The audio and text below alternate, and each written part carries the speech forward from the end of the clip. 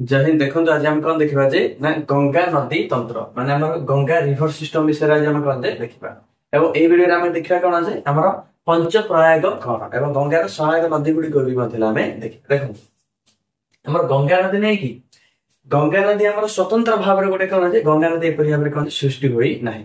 ये विभिन्न प्रकार नदी मानकर सम्मिश्रण रे हमर कौन है ना सृष्टि होई। जेपरि भाव रे हमर कौन है ना गंगा नदी मुख्यतः दुई की नदी को नहीं सृष्टि होई। गोटे आमर कौन जे भागीरथी नदी एवं आमर कौन जे गोटे अलखनंदा नदी। भागीरथी नदी एवं आमर कौन जे भागीरथी नदी है देखो एडा आमर कौन जे भागीरथी नदी एवं आमर कौन जे केदारनाथ कोडु ना केदारनाथ आमर गोटे नदी बाची जो नदी ना हला कौन जे ना अलखनंदा नदी। देखो मैं गारा पकोची एगा ए दीर नदी माने ए नदी और ए नदी ए दीर जगह नदी मिसी के हमर मिसी चंदी कोडी ना हमर देवप्रयाग रे मिसी। देवप्रयाग हमर कोड अछि ना उत्तर प्रदेश रो अछि जाय वर्तमान तार ना इलाहाबाद रे जा कहछि कोन अछि ना इलाहाबाद इलाहाबाद जार की वर्तमान नाम कोन अछि ना हमर प्रयागराज जार हम वर्तमान कोन हला ना प्रयागराज मिछि की कोन ना नदी जो सृष्टि करछि जो नदी रो ना हला हमर कोन अछि ना गंगा नदी। आपण बुझि पाले ना हमर कोन अछि भागीरथी नदी एवं कोन अछि हमर केदारनाथ रो बाहर के जाय उत्तराखंड रो हमर अलखनंदा नदी तेने हमर देवप्रयाग मिशुचंती एवं गंगा नदी सृष्टि करूछंती। हेले ए भागीरथी नदी भी मध्ये हमर कहते विभिन्न प्रकार तार सहायक नदी गुडी का हमर अछि। जे प्रकार देखंतु हमर कोन जे ना बद्रीनाथ बद्रीनाथ रो हमर गोटे नदी बाहरची जो नदी रो नाम कोन जे धौली गंगा। बद्रीनाथ हमर नदी बाहरची कोन था ना धौली गंगा सी जायगिरी अलखनंदा सहित मिसी कोडी मिसिची ना विष्णु प्रयाग। आपण बेले प्रयाग माने कोन ना दुई नदी जोडी जो कोन मिसुचंती ताको हमें प्रयाग बेले कहउछंती। हेले आउ एटा आपण जानि दियंतु जे जेउ नदीर गभीरता जते अधिक हबो माने पानी जेउ नदी अधिक परिमाण धरिगिरी आसीबो ताको सेही नदीर नाम अनुसार कोन नामित कराजिबो। आ जदि दीअंजा नदी यदि कोन दीर नदी यदि कोन समान परिमाण गभीरता एवं पानी धरिगिरी आसिले तेबे से गोटे नूतन नामकरण होइजिबो। आपण बेले कोन एटा बुझि पालु ना देखंतु आम देखो बद्रीनाथ केदारनाथ हमर कौन बाहला ना हमर अलखनंदा बाहला एवं बद्रीनाथ हमर कौन बाहला ना धौली गंगा बाहला। केदारनाथ हमर अलखनंदा बाहची से अधिक परिमाण कोन पानी धरिगिरी से कोन केदारनाथ रो आसुची किंतु धौली गंगा हमर नदी नै कि से बद्रीनाथ बाहची से कम परिमाण पानी धरिगिरी आसुची एवं से दी जन मिसिले कोडी ना हमर विष्णु प्रयाग रे मिसिले एवं जेहेतु ये कम पानी धरिगिरी आसुची तेन करी ए नदी जो मिसिला धीरे जा पानी मिसि जो नदी जो आगु जो बढ़िला ए नदी नामकरण कौन रहइबो से अलखनंदा आगा से नदी नामकरण तापरे किछि बाट से कोन दुरुगु जाई सला पारे तापरे सेही अलखनंदा नदी रे हमर नंदाकिनी बेली गोटे नदी आसी मिसि केउ नदी नंदाकिनी नदी आसी मिसि कोडी मिसि से ना मिलन स्थल ने कोन नंद प्रयाग। बुझ पाले नंदाकिनी नदी हमर कोन जे नंद प्रयाग रे मिसुचंती जेतो आर विभाग गभीरता एवं पानी कम धरि आसी तेनु भी गोटे नूतन नामकरण है सेही नामकरण रहइबो अलखनंदा रे ही आगो से बढ़ला। आ अलखनंदा रे बढ़िला आसी तापर गोटे पिंडारा बेली रे हमर नदी अछि केउ नदी अछि पिंडारा नदी आसुची पिंडारा नदी आसी हमर कोडी मिसुची ना हमर कर्ण प्रयाग रे मिसु कोडी मिसिला ना कर्ण प्रयाग रे आसी मिसिला के पिंडारा नदी हमर कोडी मिसिला कर्ण प्रयाग रे आसी मिसिला एते आपण बुझिले।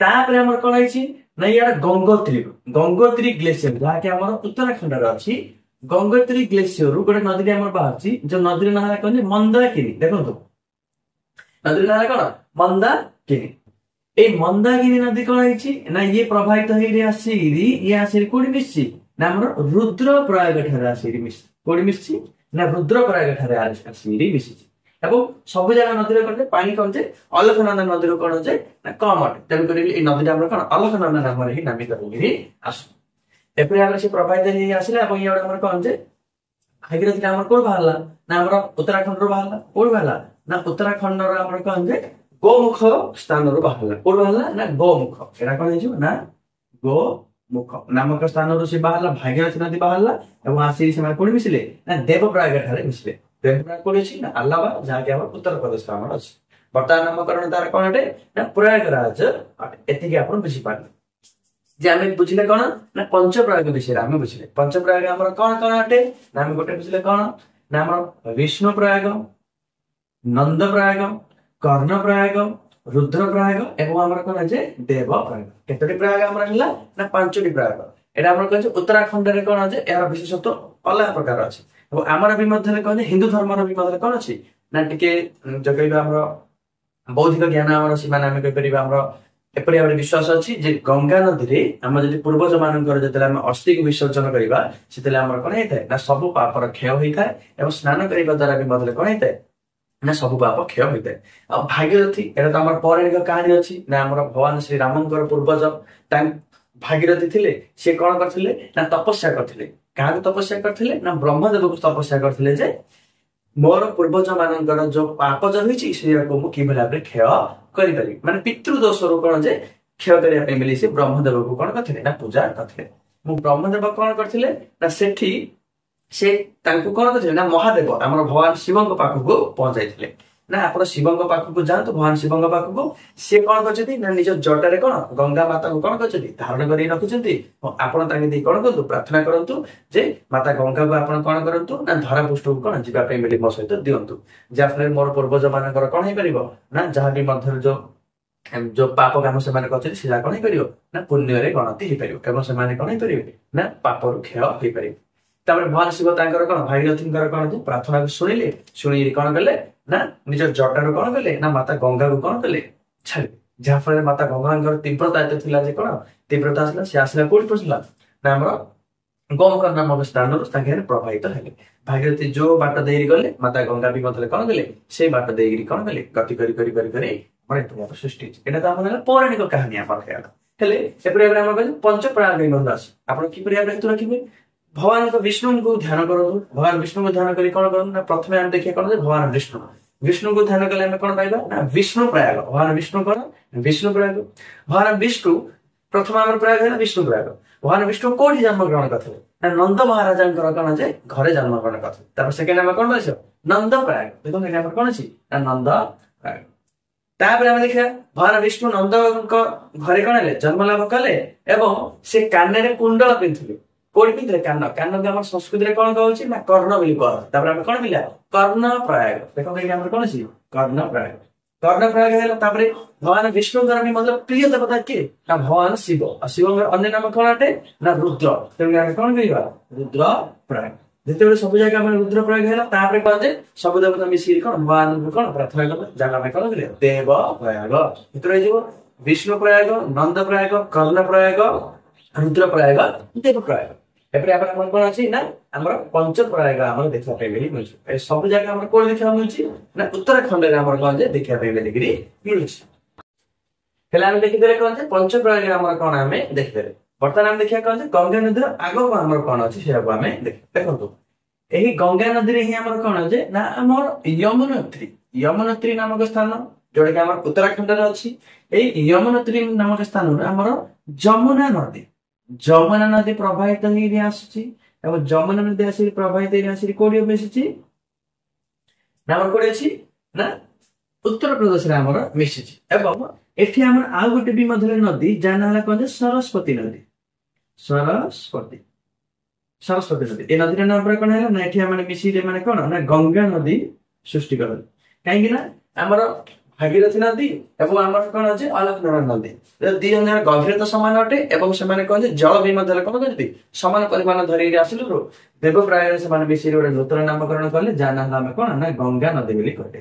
ହେଲେ ଏହି ଆମର ଯୋଉ ନାହିଁ କି ଏଲାହାବାଦ ଏଇଟା ଆମର ନାହିଁ କି ଦେବ ପ୍ରୟାଗ ଭଲ ଅଛି। ଏଲାହାବାଦରେ ଆମର କଣ ନା ଯମୁନା ନଦୀ ଯାହାକି ଯମୁନୋତ୍ରୀ ଗ୍ଲେସିୟରରୁ ବାହାରିଛି ଏବଂ ଆମର କଣ ସରସ୍ୱତୀ ନଦୀ ଆମର କଣ ଯେ ଅନ୍ତଃଦୂରରେ ମାନେ ବର୍ତ୍ତମାନ କଣ ଯେ ସରସ୍ୱତୀ ନଦୀ ଦେଖାଯାଆନ୍ତି ନାହିଁ। ସେ କଣ କରିଛନ୍ତି ନା ଗଙ୍ଗା ନଦୀ ଏବଂ ଯମୁନା ନଦୀର ଭିତରେ ପଶି ଯାଇଛନ୍ତି ଯାହା ଫଳରେ ଏଇଟା କରୁଛି ନା ସେମାନେ ଉତ୍ତରପ୍ରଦେଶ ପାଖରେ ଆମର ପଶିଛନ୍ତି ଯାହାଫଳରେ ଏମାନଙ୍କୁ ନେଇକି ତିନିଟା ନଦୀ ନେଇକି ଆମର କଣ ସୃଷ୍ଟି ହେଇଛି ନା ତ୍ରିବେଣୀ ସଙ୍ଗମ।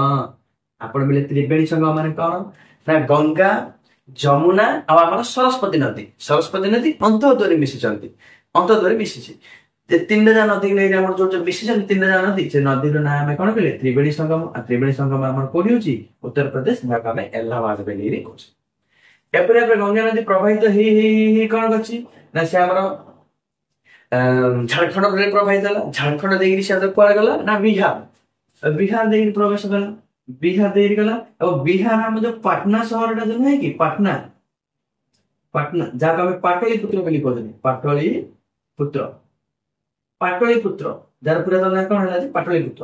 ହେଲେ ପାଟନାକୁ କଣ କରୁଛି, ପାଟନା ମଧ୍ୟ ଦେଇକି ମାନେ ଗଙ୍ଗା ନଦୀର ମଧ୍ୟରେ ଆମର କଣ ବିହାର ପାଟନା ଆମର ଯୋଉ ଆମ ରାଜଧାନୀ ଅଛି ସେ କଣ ଅଛି ପାଟନା ସହର ବାଟ ଦେଇକି ସେ କଣ ହେଇଛି ନା ପଶ୍ଚିମବଙ୍ଗରେ ଏଣ୍ଟ୍ରି କରିଛି। କୋଉଠି ଏଣ୍ଟ୍ରି କରିଛି ନା ପଶ୍ଚିମବଙ୍ଗରେ ଯାଇକି ଏଣ୍ଟ୍ରି କରିଛି। ପଶ୍ଚିମବଙ୍ଗରେ ଏଣ୍ଟ୍ରି କଲା ଏବଂ ପଶ୍ଚିମବଙ୍ଗରେ ଆମର ଗୋଟେ କଣ ଅଛି ନା ସେ ନଦୀର ଉପରେ ହିଁ ଆମର ଗୋଟେ କଣ ଡ୍ୟାମ ଗୋଟେ ବନେଇଛି। କଣ ବନେଇଛି ଡ୍ୟାମ, ମାନେ ସେଠି ପାଣିକୁ ଆମେ କଣ କରିଛନ୍ତି ନା ଆଡିଛି ସେ ଡ୍ୟାମ। ଏବଂ ଏ ଡ୍ୟାମ ର ନାଁ ହେଲା କଣ ନା ଫରକ୍କା ଡ୍ୟାମ, ଫରକ୍କା ଡ୍ୟାମ।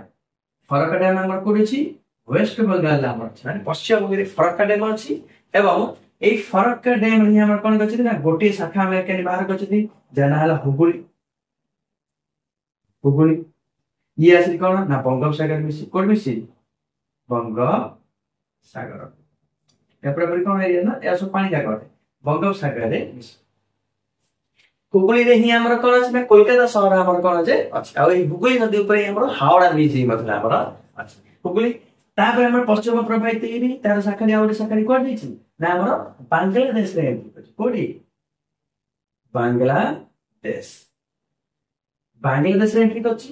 ଆଉ ବାଂଲାଦେଶରେ ଗଙ୍ଗା ନଦୀକୁ ସେମାନେ କଣ ଡାକୁଛନ୍ତି ନା ପଦ୍ମା ବୋଲି କହୁଛନ୍ତି। ହେଲେ ଆପଣଙ୍କୁ କ୍ୱେଶ୍ଚିନ ପଚାରିବ ନା ବାଂଲାଦେଶରେ ଗଙ୍ଗା ନଦୀର ନାମ ହେଲା କଣ ନା ପଦ୍ମା, ପଦ୍ମା, ପଦ୍ମା ନାମରେ ସେ ହେଇଛି। ତାପରେ ପଦ୍ମା ନାମରେ ହେଇଛି କଣ ଅଛି ନା ଇଏ ଆମର କଣ ହେଇଛି ନା ବ୍ରହ୍ମପୁତ୍ର ନଦୀ ମଧ୍ୟରେ ପ୍ରବାହିତ ହେଇ ଅଛି। ଆମେ ନେକ୍ସଟ କ୍ଲାସରେ ବ୍ରହ୍ମପୁତ୍ର ନଦୀ କିଭଳି ତା ନଦୀ ତନ୍ତ୍ର ବିଷୟରେ ଦେଖିବା। ଏହା ବ୍ରହ୍ମପୁତ୍ରରେ ମଧ୍ୟ ହେଇଛି। ହେଲେ ବ୍ରହ୍ମପୁତ୍ରରେ ବ୍ରହ୍ମପୁତ୍ର, ବ୍ରହ୍ମପୁତ୍ରକୁ ଆମର କଣ ଅଛି ବାଂଲାଦେଶ ଲୋକମାନେ ଯମୁନା ବୋଲି କହୁଛନ୍ତି। ଯମୁନା ନାହିଁ ୟମୁନା, କଣ କହୁଛନ୍ତି ୟମୁନା, ୟମୁନା, ୟମୁନା ବୋଲି କଣ କହୁଛନ୍ତି ନା ବ୍ରହ୍ମପୁତ୍ର ନଦୀ ୟମୁନା କହୁଛନ୍ତି। ଆଉ ଏହି ଆମର କଣ ଯେ ନା ବାଂଲାଦେଶରେ ପ୍ରବାହିତ ପଦ୍ମା, ଏ ଦି ଜଣ ଯାକ ମିଶିଛନ୍ତି, ମିଶିକି ଗୋଟେ ନୂତନ ନଦୀ କରିଛନ୍ତି ଯାହା ନାଁ ହେଲା କଣ ଯେ ମନ୍ଦାକିନୀ। କଣ ହେଲା ତା ନାଁ ମନ୍ଦାକିନୀ, ମନ୍ଦାକିନୀ ସେମାନେ କଣ କରିଛନ୍ତି ନା ବଙ୍ଗୋପସାଗରରେ ସେମାନେ ପଢିଛନ୍ତି। ଆପଣ ବୁଝିପାରିଲେ ନା ଆମର କଣ ଯେ ବ୍ରହ୍ମପୁତ୍ର ନଦୀକୁ ଆମର ବାଂଲାଦେଶରେ କଣ କହୁଛନ୍ତି ଯମୁନା କହୁଛନ୍ତି। ଆଉ ଆମର ଗଙ୍ଗା ନଦୀକୁ ଆମର ବାଂଲାଦେଶରେ କଣ କହୁଛନ୍ତି ନା ପଦ୍ମା କହୁଛନ୍ତି। ଏ ଦି ଜଣ ମିଶିଲେ ମିଶିକି କଣ ମନ୍ଦାକିନୀ ନାମକରଣ ହେଲା ସେମାନଙ୍କର। ଆଉ ମିଶିକି ହେଲେ ସେମାନେ କୋଉଠି ମିଶିଲେ ନା ଆମର ବେ ଅଫ ବେଙ୍ଗାଲ ଯାହାକୁ ଆମେ କହୁଛନ୍ତି ବଙ୍ଗୋପସାଗରରେ ମିଶିଲେ। ଆଉ ଏଠି ସେମାନେ ମିଶିଲେ ଆସିକି ବିଭିନ୍ନ ପ୍ରକାର ଶାଖା ମାଧ୍ୟମରେ ସେମାନେ ମିଶୁଛନ୍ତି, ମାନେ କେନା କେନା ବାହାରି ସେମାନେ ମିଶୁଛନ୍ତି। ଏଡେ କେନା ମିଶୁଛନ୍ତି, ଯାହାଫଳରେ ଏଠି ଗୋଟେ ସେମାନେ ବଡ ତ୍ରିକୋଣ ଭୂମି ଗୋଟେ ସୃଷ୍ଟି କରିଛନ୍ତି। ଯୋଉ ତ୍ରିକୋଣ ଭୂମିର ନାଁ ହେଲା କଣ ନା ଆମର ସୁନ୍ଦରବନ ତ୍ରିକୋଣ, ଯାହାକି ବିଶ୍ୱର ସବୁଠାରୁ ବଡ ଆମର କଣ ନା ତ୍ରିକୋଣ ଭୂମି ଅଟେ। ଯାହାକି ଦୁଇ ନଦୀ ମଧ୍ୟରେ ସୃଷ୍ଟି ହେଇଛି, ଗଙ୍ଗା ଏବଂ ବ୍ରହ୍ମପୁତ୍ର ମଧ୍ୟରେ କଣ ସୃଷ୍ଟି କରିଛି। ଆଶା କରୁଛି ଆପଣ କଣ ବୁଝିପାରିଥିବେ ନା ଗଙ୍ଗା ନଦୀ ତନ୍ତ୍ର ବିଷୟରେ ଆପଣ ବୁଝିପାରିଥିବେ। ଏହାକୁ ଆପଣ କଣ କରନ୍ତୁ ଲେଖିବା ପାଇଁ ଚେଷ୍ଟା କରନ୍ତୁ, ଏହା ଇମ୍ପୋର୍ଟାଣ୍ଟ ଅଟେ। ଆଉ କ୍ଲାସ 9 ରେ ଆମର କଣ ଯେ ଏ ବିଷୟରେ ଆମର ଦେଖିବା ପାଇଁ ମିଳୁଛି, ମାନେ ନଦୀ ପାଠରେ ଆମର କଣ ଯେ ଗଙ୍ଗା ନଦୀ ବିଷୟରେ ଲେଖିବା ପାଇଁ ମିଳୁଛି। ଆପଣ ଲେଖନ୍ତୁ ଆଜି ପାଇଁ।